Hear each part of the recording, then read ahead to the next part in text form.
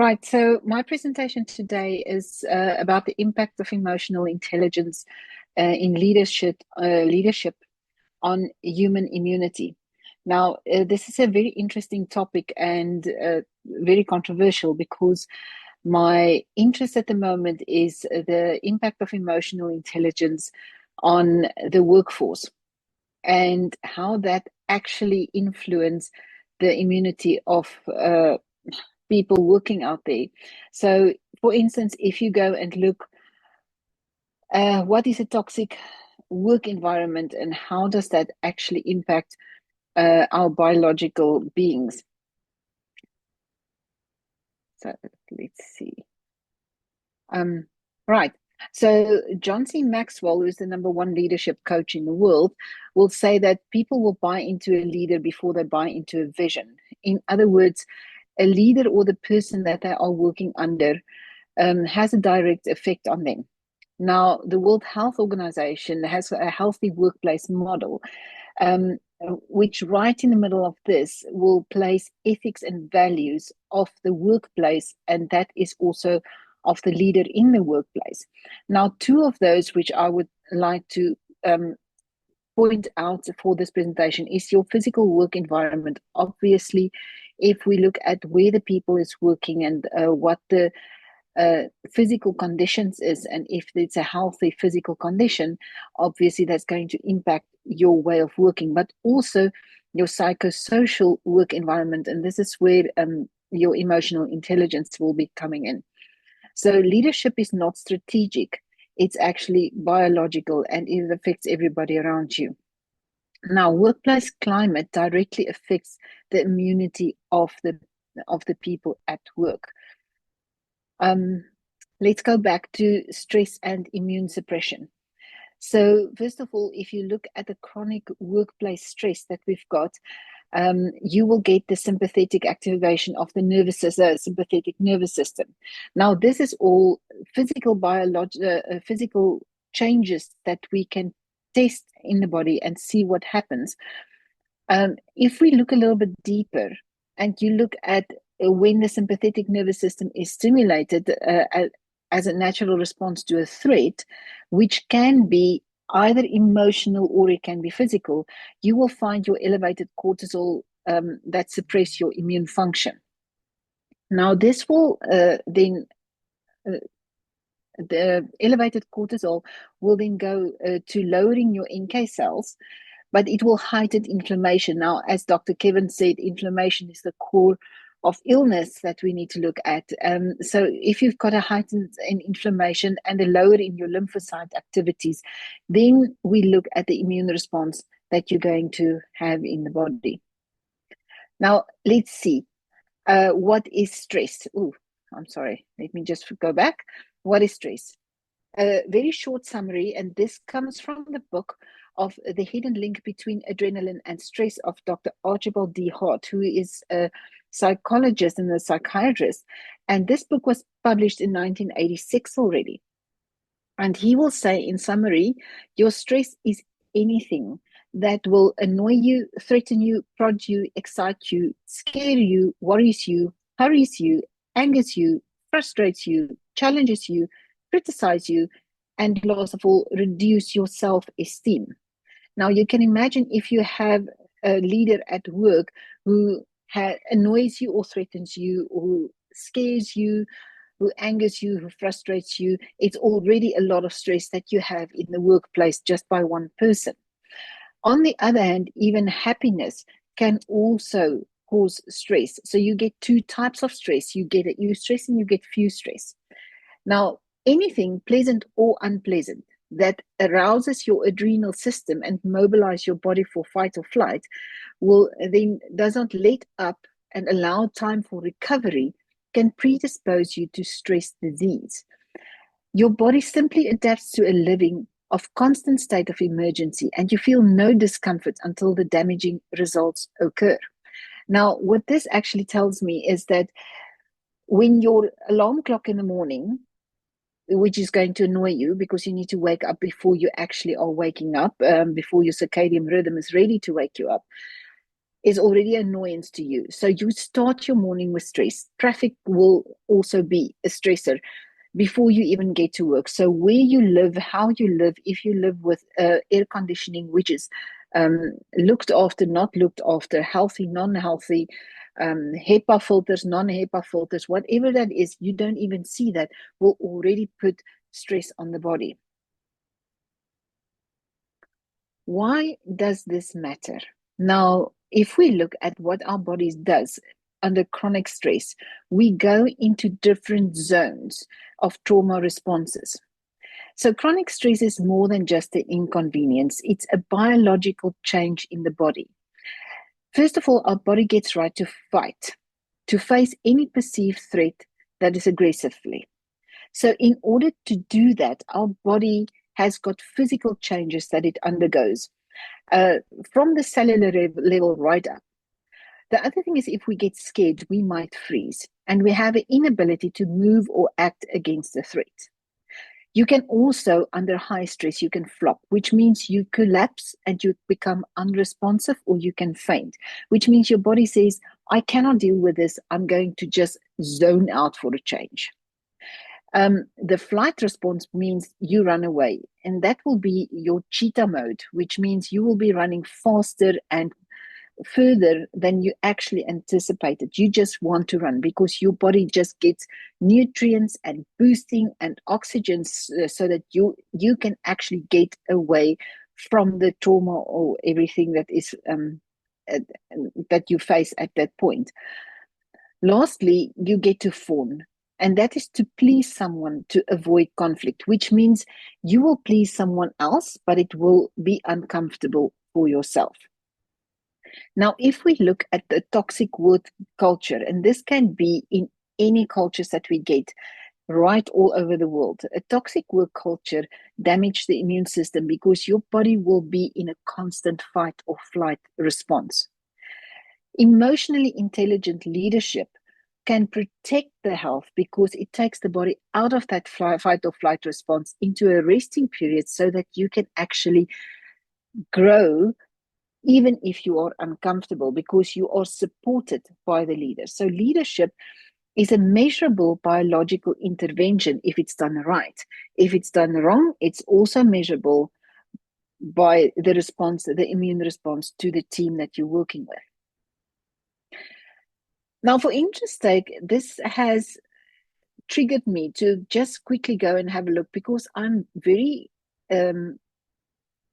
intrigued by the non-neurotypical profiles and how we handle them and why it become so evident these days. Because about 20 years ago, the ADHD diagnosis was given to about 1 out of 1,000 kids. And these days in America, it's 1 out of 34. So every classroom you walk into will have an ADHD diagnosis somewhere in.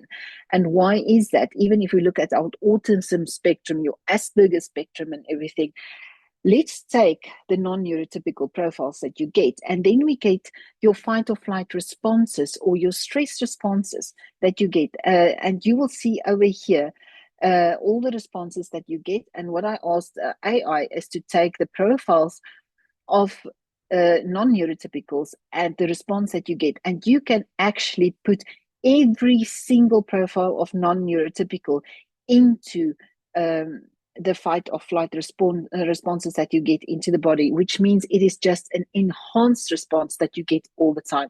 So let's take ADHD just for an example. ADHD, you see, is constant impulsive outbursts or a distractibility or task avoidance. And this is typical fight or flight. If the task is too big, I'm not going to do it. If I don't want to understand what's going on, I'm going to be distracted. If I don't want to do it, I'm going to have an impulsive outburst. It is actually an inherent response from us to protect ourselves if we can't deal with it. So this shows me that the stimulants these days, whether it is from screens, whether it is from the food that does not give us the nutrients to be able to handle stresses, or even just the stresses that we deal every day, becomes too much. and the body gets overstimulated. And this is when we see this happening. And very often you will find that there is a misdiagnosis in some of these, that you will find the misdiagnosis is actually because of overstress and overstimulant and not the actual non-neurotypical, but because the only way that they can actually diagnose it is by seeing what the responses are, as you get a lot of overdiagnosis but also underdiagnosis. So not every individual, I want to say, will display all of these responses. Stress responses often shift depending on a context, support, or a personal coping skill. So if you take somebody who's diagnosed, for instance, with ADHD and you give them a coping skill, you will see that there's less irritability, less impulsive outbursts, because their emotional intelligence will give them the chance to be self-aware and how do I deal with my responses. And a little bit more about that later in my presentation. I want to just stand still for 1 second on toxic leadership and the biological fallout. And this was actually studied by Tepper, Huang, and Kibimaki in 2000, 2017, and 2005. So there is different papers already written up about this. But if you look at authoritarian and emotional, unaware leaders, they pose an immune risk to their teams because of the prolonged fight or flight trigger in the employees. So, for instance, if you're going to tell an employee you have to work 6 days a week, you have to work 10 hours a day, every time you come into the office, it's going to be a stressful environment. That is far longer than the 10 minutes that a biological fight or flight actually need to last, because after that, we need a recovery period. Now, if you put that into years or into months and years of toxic workplace environment and a lot of fight or flight, we see that the body cannot handle other stresses that's coming its way, and you will find autoimmune disease and immune responses according to that. If you take the person out of that environment, you give them the necessary rest, I wouldn't say the autoimmune disease will disappear, but definitely will diminish to a smaller amount because they are out of the environment. So abusive supervision or micromanagement can lead to a heighten of inflammation and CRP, but the toxicity in the workplace isn't just cultural, it becomes clinical. So why I am interested in emotional intelligence is according to Mr. Daniel Goleman. Now, Daniel Goleman, they call the father of emotional intelligence, and he has showed 5 spheres in which emotional intelligence fall into. Now, if we look at today's workplace and how they choose leaders, you have 2 types of leaders. The one leader would be the leader that get the things done out of fear. They will walk into the workplace and they will place something in front of the employees that will induce fear, and they will do the work not to have to succumb to what they promised them is going to happen.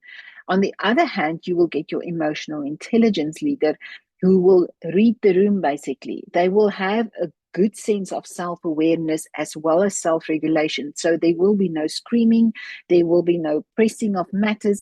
However, there is deadlines. They will understand that by showing empathy and the right motivation skills, they can, with their social skills, motivate different people in different levels. And you get a healing leadership and a servant leadership instead of a fear leadership. So emotional intelligence in your leaders will buffer the stress and it fosters resilience in the workplace. Biological emotional intelligence leaders can reduce burnout and it will improve your immune markers. Why will it improve the immunity? Immunity is improved by a happy surrounding. It will help us to fight any kind of stresses that's coming our way, whether biological or non-biological. So your immunity actually becomes stronger if you have a good leader. And this was also shown in studies by Schneider and Barling in 2 different studies. So 6 ways to display emotional intelligence in the workplace. And this goes for, I want to say, people that is introvert or extrovert. You can be extremely clever and you can have an extremely high IQ, but that doesn't mean that you know how to work with other people. Emotional intelligence is something that can be taught. It is a skill that you can learn, just as leadership is a skill that you can learn, just as being a doctor is a skill that you can learn. So if you work with people, you have to recognize and understand their emotions. You will need to be able to read them so that you know how to respond. When you respond and not react, you will respond towards their emotions to keep them calm as well. Where if you react towards something, they are placed on an immediate fight or flight. Have I done something wrong? You have to practice active listening. So it means that you need to be able to step back to give someone else an ear, because once you put value in another person, you immediately put him to a response where he would like to do more for you, the workplace, where he would like to stand out and where he would like to grow. So active listening helps for that. When you cultivate flexibility, you actually stimulate that person to want to come back and to want to be healthy and to want to be able to carry on with the work. So cultivate flexibility in order for them to know that you know their work-life balance is important, their health is important, and therefore they will enjoy the work more. When you embrace empathy, I mean, everybody in our life get highs and lows. We do get good days, we do get bad days. There's times that we really cannot face the day alone. When you have someone that embraces empathy and can tell you to take the siesta, to just take a step back and let somebody else step in and help you out by the time that you need it, you will find that you will easier help out again and be part of the tribe and the team that is there. And if you have that, you have a healthy work environment because you've got support. So you champion growth and learning, which means you improve the people that's working with you or underneath you. And this will help to show the workplace you've got emotional intelligence, you have empathy with everybody, you can motivate them, and you can help them to become stronger in a healthier way without any threats. So the value of recognition. Here, I want to tell you just a personal story very quickly. Um, when my son, who was diagnosed by the age of 16 with ADHD, when he was 12, he just went into middle school, and we didn't know he's got ADHD at that time. And he really tried hard. He had a lot of ways that he had coping mechanisms in place for himself. One of the coping mechanisms was to ask every hour if he can go to the bathroom so that he can just get up and rephrase his brain and then come back. We did not realize it was because of the ADHD at the time. But we looked into all sorts of other things. I had to have his bladder tested and everything to see if there was a problem. And in the end, we find out that it was just a coping mechanism. But the other thing that was also part of his coping mechanism was recognition. Now, teenagers would like to have recognition, but specifically one thing that happened is he was doing really well at science. And then his science marks just went down. And I went to the teacher to see what is going on. And she said to me, she doesn't know what's going on, but he's not paying attention anymore. So I had a talk with him and I asked him, why are you not paying attention in class? And he said to him, Mom, on my birthday, I told my teacher that it's my birthday. When I got into I went into class as normal. I say, hi, miss, how are you? It's my birthday. And she said to me, sit down. She didn't see him. She didn't hear what he was saying. So he felt ignored. And when you feel ignored, it is an actual physical, social pain that you go through. And you immediately go into fight or flight. And because he's ADHD, he already just right there got what they call the ADHD paralysis. He couldn't, even if he wanted to, he couldn't try anymore in the class because he wasn't being seen, he was being ignored. So as a test, I asked her for the next 3 weeks, every time he enters the class, to actually just look up. And if he says, hello, miss, to to say hello and call his name out so that he knows that it's him that she is seeing. And it had an immediate effect on his academics as well as his will to actually participate in class. So, in her just seeing him and mentioning his name, the fight or flight response came down in that class, and he could actually participate again. So, social exclusion will trigger a brain's pain centers exactly the same than when we get a physical pain. So when you have a recognition and you are being seen, it will lower inflammation in the body and it will heighten oxytocin. Now, why is the oxytocin so important? If we look at the increase of oxytocin in our bodies, we elevate the oxytocin will help the body to maintain your immune homeostasis and the influence of the function of the body's various immune cells through the nervous and the endocrine systems. It is therefore also necessary to combat against immune deficiency and autoimmune disease, which we know can be triggered by prolonged fight or flight syndrome.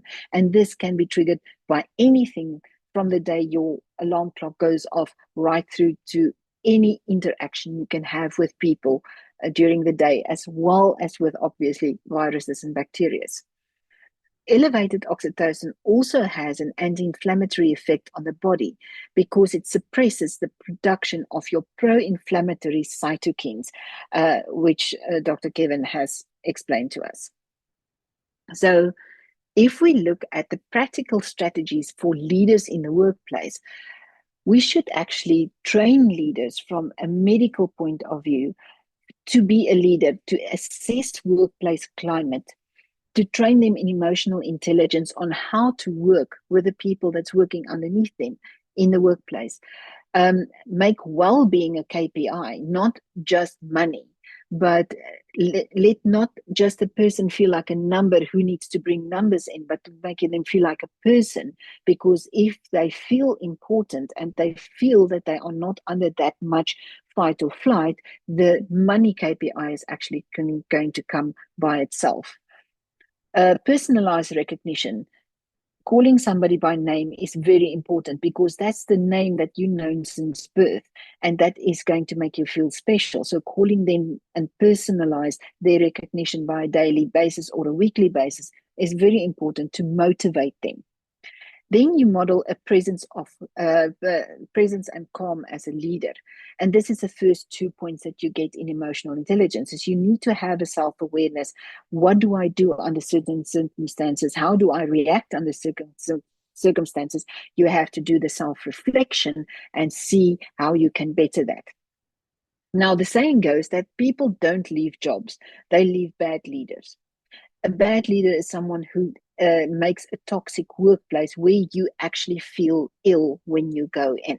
So people would rather go to a better workplace where they are seen and recognized because they feel better physically if they are in that environment.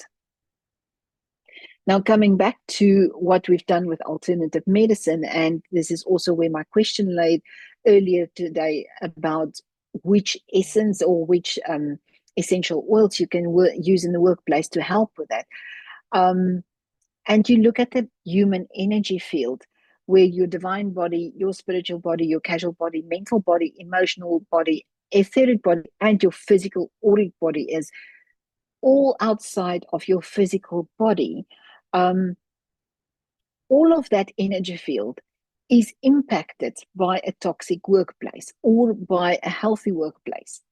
So in something like the leadership trainings that you will get, for instance, by John C. Maxwell, it is a type of a training that they will give leaders to help people feel valued and people feel seen.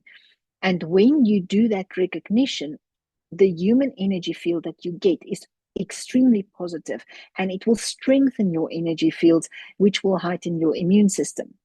Your mind, body, spirit model applies to leadership too. And if you have to lead people, you have to know that that unseen, which can actually be focused through a camera, a thermal camera, would be able to show this energy field. And the leader's energy field, together with the rest in a field, will impact everybody else's energy field. So how do we do that? We need to practice what we teach. We have to have a presence of positivity. We need to have empathy when somebody else's energy field is out of balance. And we need to find the connection in order to sit with them with empathy and be able to help them, motivate them from wherever they are. This will make your team feel safe. And this, as soon as they feel safe, you will have a healthy team. When you have a healthy team, obviously you will have less time that they will spend off work because of illnesses. They will not resign as easily, even though the remuneration is not that good. If they feel healthy, they would not want to leave that job. So a safe team is a healthy team, and this is where leadership can literally impact your immune system.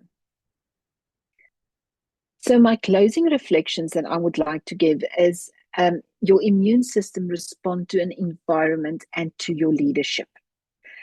By training the leaders and changing the environment, so say for instance, having some essential oils, have some bergamot or something that you burn in the office itself so that you have a healthy feeling when you are there, giving time for people. I always think it's very good to have some time that they can take a walk or have a gym nearby or somewhere where they can do just some type of exercise.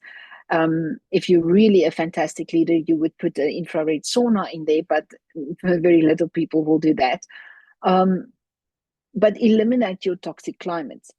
If you have a toxic climate, you will have immune suppression, and this is what you don't want. When you have an empathic leadership, no matter what you need from the people, they will have the resilience to push through deadlines, and they will have healing as well. And you will have to be able to, in that sense, you only have to deal with people if they get really, really sick because of other reasons and not of toxic work environment. From my own experience, it is a toxic work environment. Even if you get the slightest kind of inflammation or some kind of virus entering the body really struggles to recover from that. Some of that time is also because the body does not want to go back to that toxic climate. So it's easier to stay sick. So if you change the climate, you actually help the employee to improve easier. Now, one of the many sayings of John C. Maxwell, and I am now also a Maxwell trainer, but is that if you're a leader, you should never forget that everyone else needs encouragement.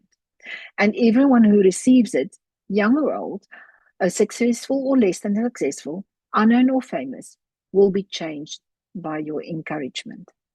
So leadership is the influence that you get. The influence is energy, nothing more, nothing less.